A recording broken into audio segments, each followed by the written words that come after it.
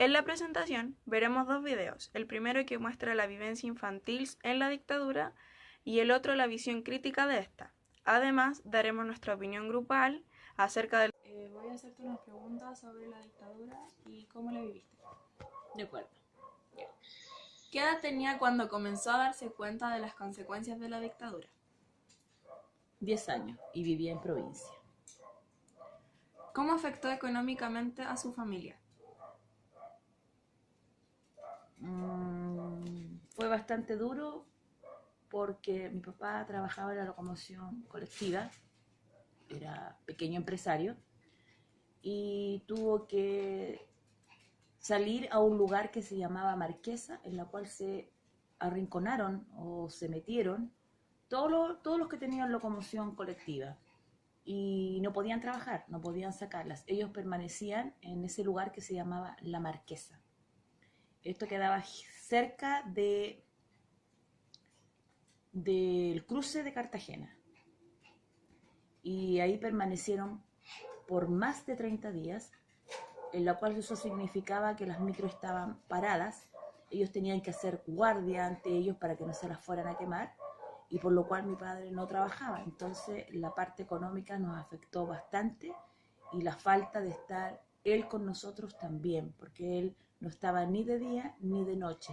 Él se arrancaba a esa hora de las 3 de la mañana a decirnos un hola, un buenas noches, a compartir un rato con nosotros, y tenía que volver al lugar, porque había guardia toda la noche, cada uno cuidaba su micro, porque eran micro en ese tiempo. Entonces nos afectó bastante la parte económica y la parte emocional. No podíamos acercarnos ni a las ventanas ni a la puerta principal. Había toque de queda, entonces teníamos que permanecer encerrados. ¿Cómo sintió el peso de la dictadura en su infancia? Para nosotros fue marcada por la falta de papá en casa, pero nosotros veíamos a nuestro alrededor que afectó mucho la parte alimento. No habían alimentos ni para adultos ni para niños. No había leche, no había, por ejemplo, las cosas principales como el confort, no había entrega de yogur, porque allá en provincia se entregaban las leches por carrito, los yogures por carrito. Había plata, entre comillas, pero no había en qué gastarlas porque no había nada abierto, estaba todo cerrado, todos se resguardaron en sus espacios, prácticamente era como un desierto. ¿Cuál fue el cambio más drástico que presenciaste o tu familia durante la dictadura?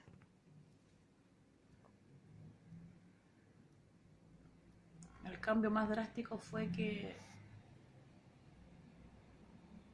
encontraba injusto que la gente que tenía su arma de trabajo, en este caso mi padre, y mucha gente, porque en la costa hay mucha gente que trabaja en la área locomoción colectiva, no podían hacerlo.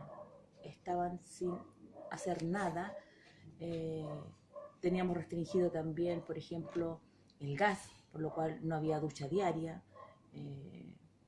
No íbamos al colegio porque no podíamos ir al colegio sin bañarnos, o ya podíamos bañar una vez por semana. El colegio tampoco funcionaba como correspondía, porque dentro de todo eso también habían los profesores que tenían hijos, que tenían que preocuparse que había que hacer la fila porque llegó la noticia que en tal parte iban a vender pollo, o que en tal parte iban a vender el pan, y la gente no se preocupaba de asistir a sus lugares de trabajo porque habían otras cosas más importantes, que era resguardar un poco el alimento. O sea, ir al lugar donde se estaba vendiendo tal cosa, la gente corría la voz y volaban, porque era tampoco el tiempo era limitado, era solamente de día.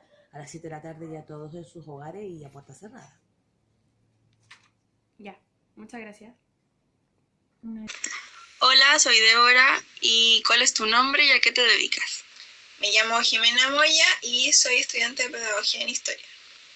Ya, te voy a hacer unas preguntas sobre la dictadura militar. Ok.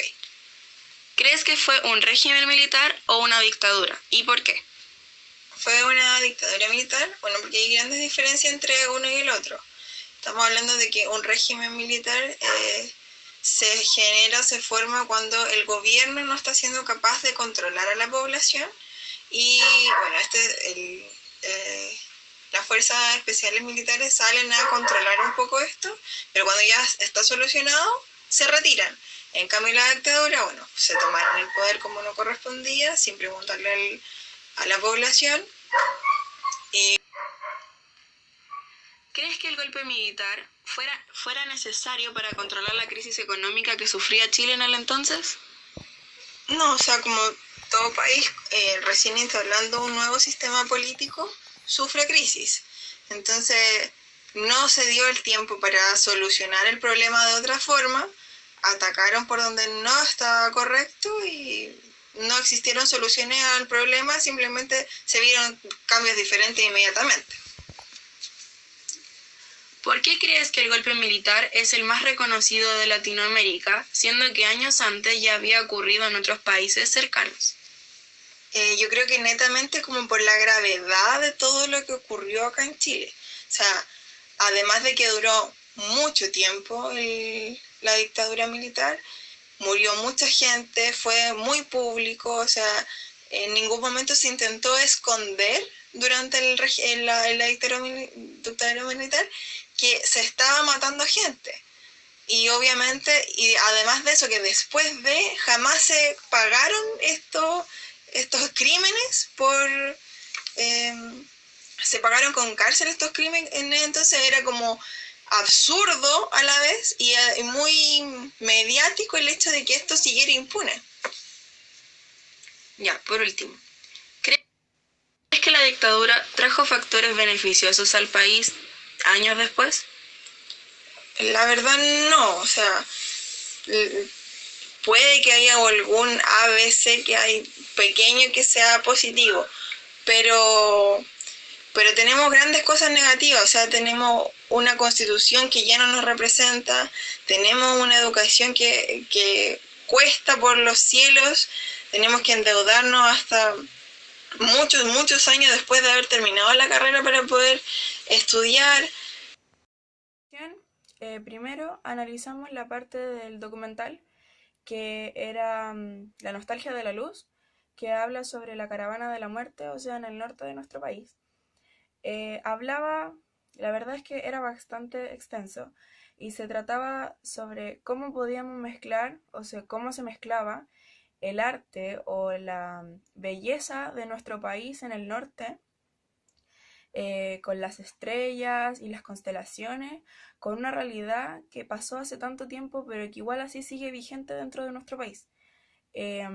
Porque habían unos casos que era de una señora que había pasado toda la dictadura y aparte el tiempo de ahora, lo que ya es mamá, que es abuela y todo el resto de su vida, tratando de buscar a su marido, que nunca se pudo encontrar los restos y ella sigue en el desierto, a luz, a noche, a lo que sea, buscando los restos de su marido. De eso se trata, en fin, el documental, de cómo cuántas historias se pueden mezclar con una realidad en la que dejamos de lado lo que fue parte de nuestro país y que es parte de nuestro país, lo que es el análisis del video y de la temática en general de la dictadura en Chile. Nosotros con el trabajo pudimos como darnos cuenta que la realidad que nosotros vemos que ya tenemos como instaurada en el cerebro durante toda nuestra niñez, que en Chile pasó esto, pasó esto y pasó esto, no es nada comparado a lo que realmente fue. Porque si bien tenemos la oportunidad de ver los documentos, de ir a los museos, de escuchar la historia, de ver los videos, de personas que dan su testimonio y todo eso, aún no en nuestro país no se instaura la conciencia total de lo que realmente fue la dictadura y lo que cómo sigue marcando en la actualidad. Tenemos Porque, mentalidades cerradas, poca diversidad, poca inclusión, entonces no hay nada positivo que sacar, y si es que lo hay, tiene que ser algo muy malo. Y eso es lo que pasó hace 40 años, pero igual así esta persona sigue con el recuerdo vivo de lo que es tener eso en su propia vida, que no es una cosa lejana, sino que es de él.